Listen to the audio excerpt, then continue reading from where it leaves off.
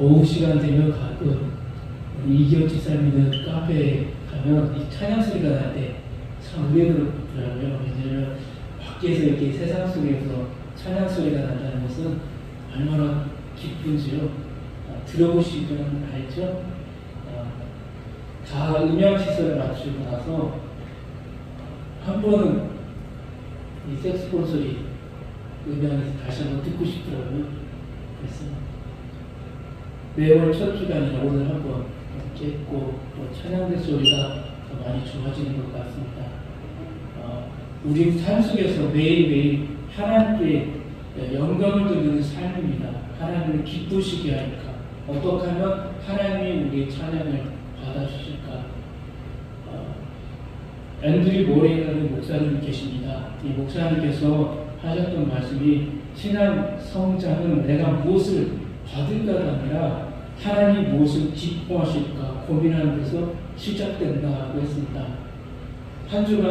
지난 한 주간 이 음향을 다시 재설치하면서 우리 이기혁 집사님이 계속 나오셨어요. 그러면서 어떻게 하면 하나님이 가장 기뻐하는 것이 무엇인지 몸으로 보여주시더라고요.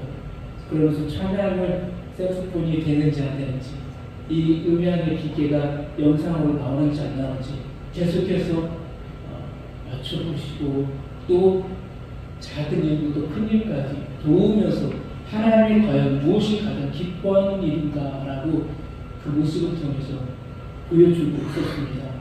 한 주간 너무 많이 은혜를 받았습니다. 같이 함께 이곳에서 머무르면서 이렇게 한 주간 동안 교회 안에서 긴 시간 보낸 사람 1년 지나고 나서 처음 봤습니다. 이렇게 열심히 하시는 사람이 있구나. 하나님이 또 씨앗을 뿌리는구나. 그것을 보았습니다. 우리 모두가 다 하나님이 뿌린 씨앗이지만 우리가 더욱더 귀한 열매로 다 함께 나갔으면 좋겠습니다. 성숙한 신앙인의 표지는 하나님을 기쁘시게 하는 것이다. 알았습니다. 자언 1장 7절의 말씀에서도 하나님을 경외하는 것이 우리의 가장 신앙의 근본이라는 것이 나와 있습니다. 우리 소요리 인답의 세 번째도 하나님을 기쁘시게 하는 것이 무엇이냐라는 것이 나와 있습니다.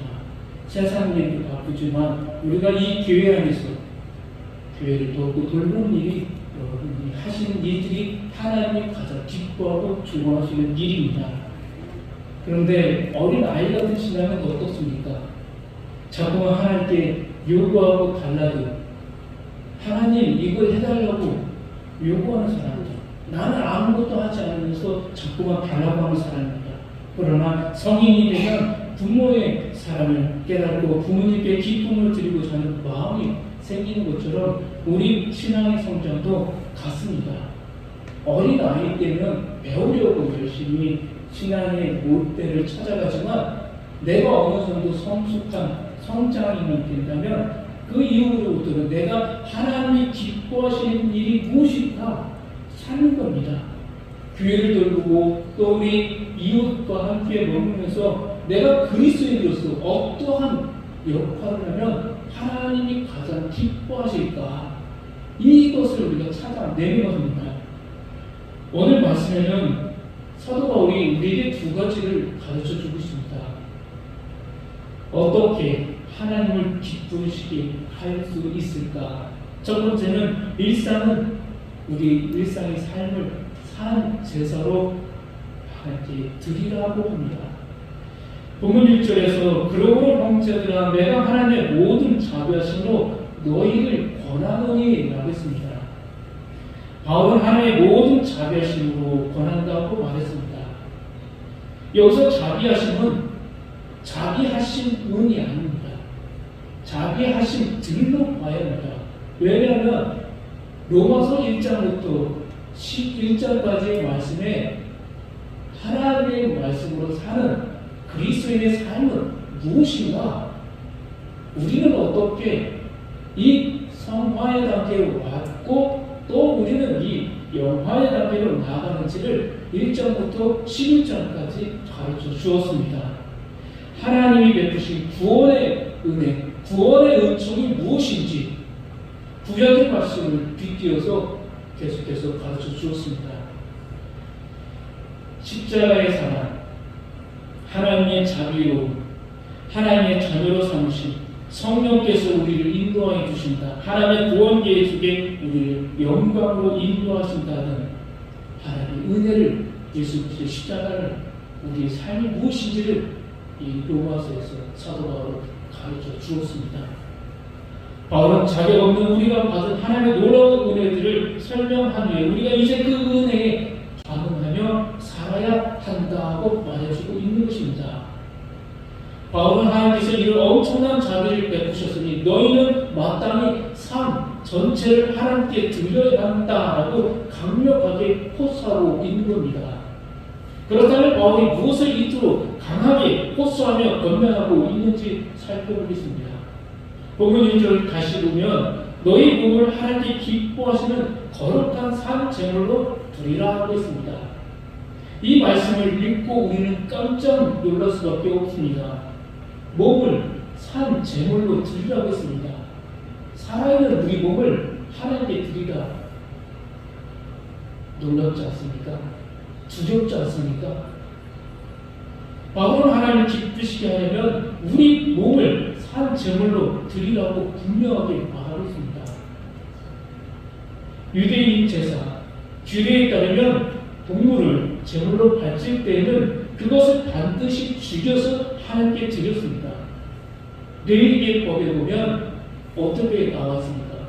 번제나 속죄제, 속번제, 화목제를 드릴 때 제물의 갑을 뜨기 위해서 이 짐승을 죽일 수밖에 없습니다.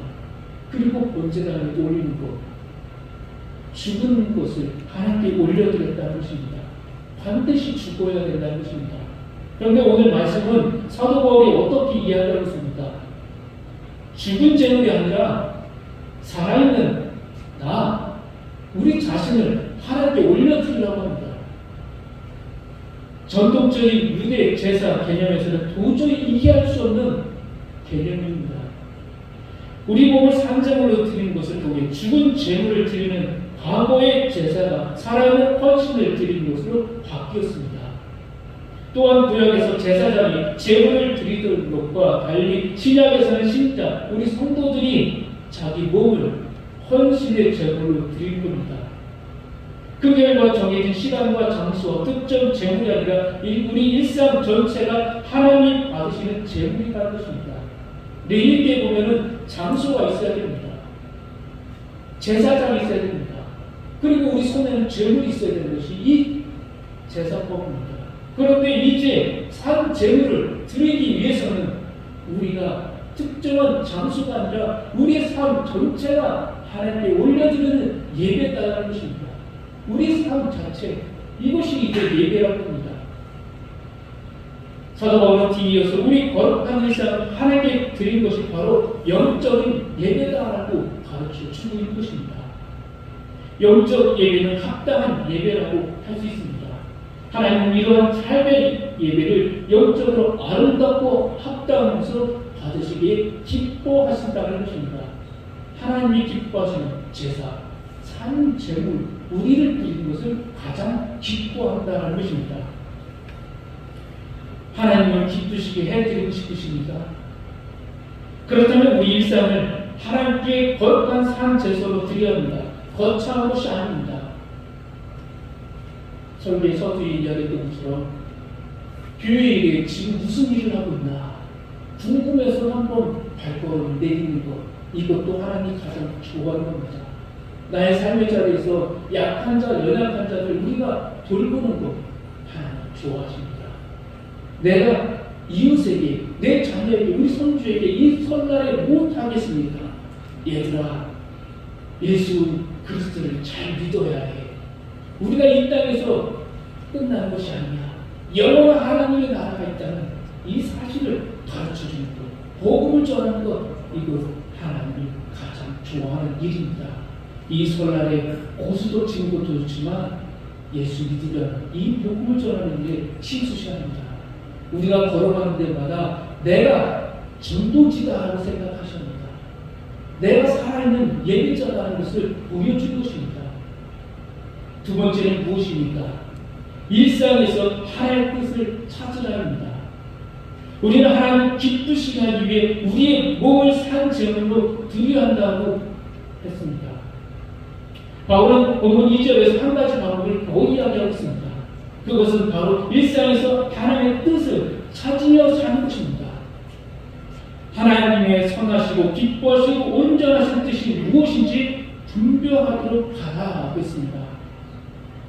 사도 바울은 하나님의 뜻의 성격을 세 가지 형용사로 나타내고 있습니다. 선한 것, 기뻐하시는 것, 온전한, 이렇게 해석하고 있습니다. 하나님의 뜻은 선에서 우리를 도덕적으로, 영적으로 바르게 인도하십니다. 또한 온전한 것이어서 부족함이 없고 우리를 완벽한 자리로 이끕니다. 그리고 두 형용사 중간에 있는 것처럼 기뻐하시는 것인데, 하나님의 뜻이 하나님의 마음에 합하고 기쁘시게 받으신 것임을 나타내고 있습니다. 이렇게 놀라운 뜻을 발견하고자 노력할 때 하나님은 기뻐하신다는 겁니다.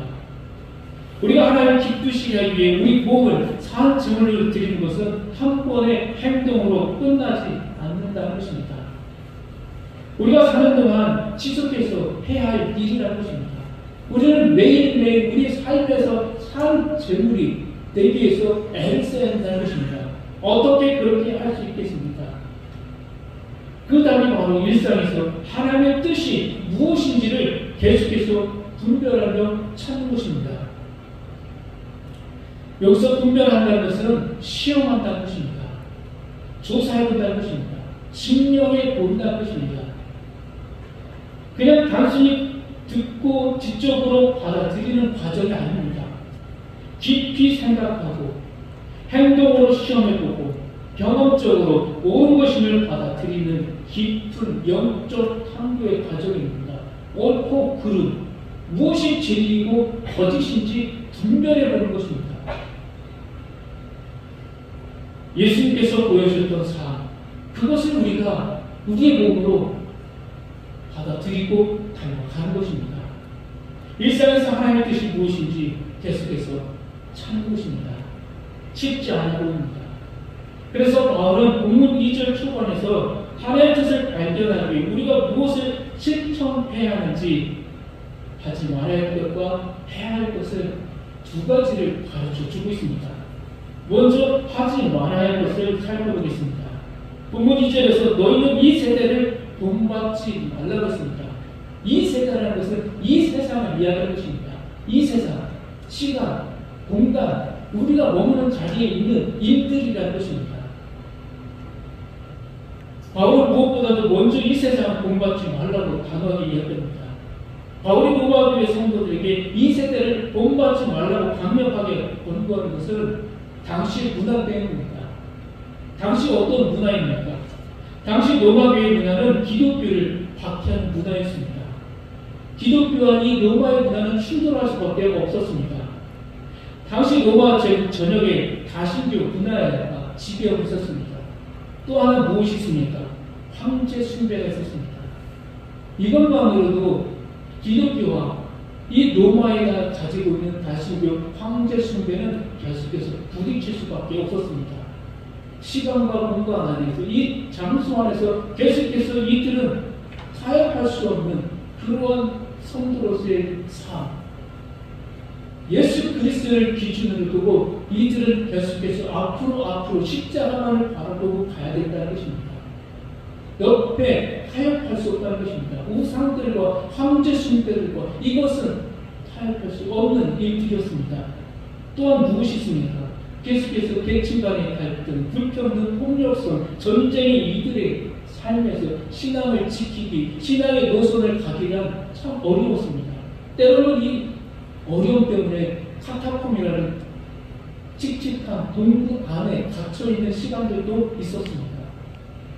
엄청난 박해와 고난 속에서 이 신앙을 지킨다는 것은 어려운 것입니다. 그러나 이 세대를 본받지 않기 위해서 이들은 예수 그리스도의 십자가를 붙잡고 가기 위해서 이러한 신앙생활을 했다는 것입니다. 우리가 살아가는 이 시대도 로마 시대와 크게 다르지 않습니다. 우리가 이 시대에 이 신앙의 노선을 지킨다는 것은 참 어렵습니다. 그리스 그리스도인으로서 우리가 예배를 드릴 때마다 방해받는 것들이 얼마나 많습니까? 계속해서 이 신앙을 지키기 위해서 점점점 좁혀오는 박해가 있습니다. 여러 가지 차별금지법, 동성애라든지 여러 가지 세상 사람들이 왜 그렇게 융통성 없이 재미없게 신앙생활을 하냐? 이 설날에 재미있게 좀 놀아야지 되지 않겠느냐? 세상 문화가 자꾸 우리를 유혹합니다. 이런 때에 어떻게 신앙을 지켜나가겠습니까? 사도 바울은 우리에게 이 세대의 문화를 어렵고 힘들지만 배우지 말라는 것입니다. 따르지 말라는 것입니다. 바울은 이어서 우리가 해야 될 것을 이야기해 주고 있습니다. 2절에서 오직 마음을 새롭게 함으로 변화를 받으라 하고 있습니다. 사도 바울은 하나님의 뜻을 찾기 위해 우리의 마음이 변해야 한다는 것입니다. 예수님께서도 계속해서 제자들과 당시에 따랐던 무리들에게 마음에 대해서 이야기했습니다. 산상수 후에 4가지 관이야기를 통해서 밭이 좋아야 된다. 너희들의 마음의 밭이 좋아야 된다는 것을 이야기해 줬습니다. 길가에 뿌려진 씨앗 같은 마음 되지 않고 가시덤불에 있는 마음과 같이 되지 말고 옥토가 되라. 좁은 땅이 되라. 마음에 대해서 이야기해 줬습니다. 우리 마음에 무엇을 담겠습니까? 악을 담겠습니까? 오늘 말씀에서는 너희들 계속해서 새로운 것, 거듭나 그리스도인의 모습이 나오기를 원한다는 것입니다. 바울은 그리스도인의 삶, 본질적인 변화는 내면 우리 깊숙이부터 바뀌어야 된다는 것입니다. 겉모양만의 그리스도가 아니라 내 속 안에서 완전하게 죄악을 갈아엎고 내 안에 성령의 충만한 모습이 나와야 한다는 것입니다. 이러할 때 세상의 이 변화 속에서도 살아남을 수가 있다는 것입니다. 그렇게 되면 하나님의 뜻을 발견할 수 있게 된다는 것입니다. 오늘 우리의 삶 가운데서 새롭게 변하는 우리 삶의 모습이 나와야 합니다.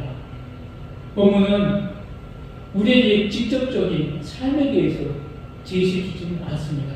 그러나 이 로마서 전체의 말씀, 이 로마서 1장과 11장의 말씀에서 어떻게 우리가 그리스도인이 되었는지, 그리고 이 12장부터 마지막 장까지 우리의 삶에 어떻게 살아야 되는지를 가르쳐 줍니다. 우리 그리스도인들에게는 하나님의 역사로 구원받았다는 것을 잊지 말라는 것입니다. 오늘 우리에게는 하나님의 자비하신 은총이 내게 임했다는 것을 늘 기억하라는 것입니다. 하나님이 예수 그리스도를 통해 베푸신 은혜를 잊지 말고 늘 묵상하며 진리의 길만을 걸어가라는 것입니다. 좋은 길을 선택하라는 것입니다. 또 한 가지는 말씀을 실천하라는 것입니다. 오늘 우리에게 주신 이 말씀이 나에게 힘이요 능력으로 받아들이며 계속해서 그리스도인답게 성도다운 모습으로 살아가는 성도가 되라는 것입니다. 어떠한 고난 속에서도 우리가 더욱더 이 복음을 진리를 믿으며 그리스도인답게 살아간다면 하나님 놀라운 은혜를 우리에게 임할 것이라는 것입니다. 하나님이 가장 기뻐하시는 삶이 무엇이겠습니까? 모두 우리가 작은 일부터 큰 일까지 우리가 하는 일마다 이것은 다 하나님이 기뻐하시는 일입니다. 그렇기에 우리가 무엇을 하든지 이것이 정말 하나님이 기뻐하시는 일일까? 이것이 하나님이 싫어하는 일일까? 한번 물어보시면서 오늘 하루도 복되게 성도답게 하루를 살아가시는 성도 되길 소망합니다. 기도하겠습니다. 하나님 아버지, 우리 삶의 자리에서 하나님의 자비하심에 감격한 예배자의 삶이 되기 원합니다. 우리의 삶 전체로 하나님께 드리는 헌신되며 교회 공동체 안에서 은사를 따라 섬기는 자리가 되게 하여 주옵소서. 더욱더 성령 충만하고 더욱더 하나님의 은혜로 살아가는 우리가 되길 원하며 예수 그리스도의 이름으로 기도합니다. 아멘. 찬송가 443장